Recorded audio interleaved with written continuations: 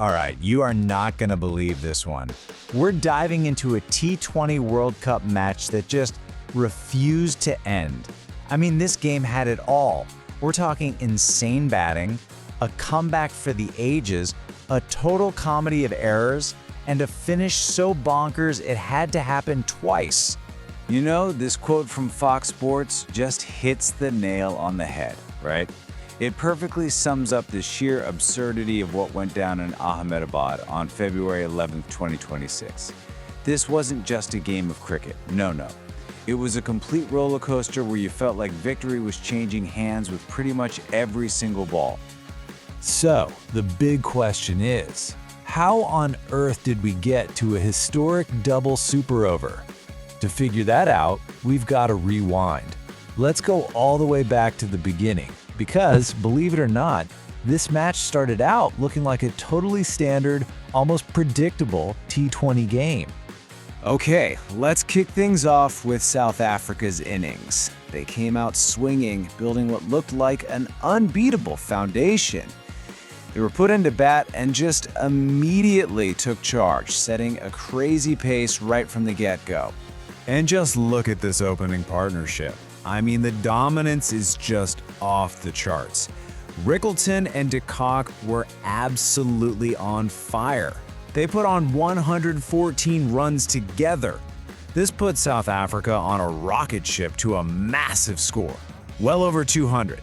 At this point, you're thinking, okay, game over. This one's in the bag for them. But then, just when it looked like the game was getting away from Afghanistan, their captain, the one and only Rashid Khan, pulls a rabbit out of the hat. It was a moment of pure magic. Out of nowhere, in the space of just 3 balls, he gets rid of both openers. Boom, boom. South Africa's momentum just hits a brick wall, and it triggers a bit of a collapse. So because of that brilliant intervention, South Africa went from cruising past 200 to having to really scrap and fight their way to a final score of 187. Now, don't get me wrong, 187 is a competitive total, for sure, but after that insane start they had, it suddenly felt, well, it felt very, very gettable for Afghanistan. And gettable it was. Almost entirely because one man decided to put on an incredible, single-handed masterclass for Afghanistan's chase. That man was Rahmanullah Gurbaz, and let me tell you, he played an innings for the ages. He's described as a one-man wrecking ball, and that's not an exaggeration. You're about to see the numbers that show just how dominant he was against some of the best bowlers in the world. So, first up, he smashed a blistering 84 runs. And get this, he did it in just 42 balls. The guy was just seeing it like a beach ball out there. To put that into perspective, he raced to his 50 in a mere 26 deliveries. It was just a total masterclass in T20 hitting, and it put Afghanistan firmly, and I mean firmly, in the driver's seat. So, with Gurbaz going ballistic like this, Afghanistan was absolutely cruising to victory. They needed just 67 from 45 balls, a walk in the park. It literally took what's being called a miracle catch by George Linde to finally get him out. And while his dismissal tilted the game back a little, oh boy, the real drama, the unbelievable, you can't make this up drama, was still to come. All right, now we get to the part of the match that just descended into what can only be described as pure chaos, the final over.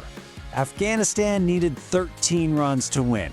All South Africa had to do was hold their nerve. Spoiler alert, they did not. I mean, just try to follow this sequence. It's absolute whiplash. First ball, South Africa think they've won. They're celebrating the wicket, but nope, the umpire calls a no ball. So not only is the batsman not out, but Afghanistan gets a free hit. Next ball, it's a wide.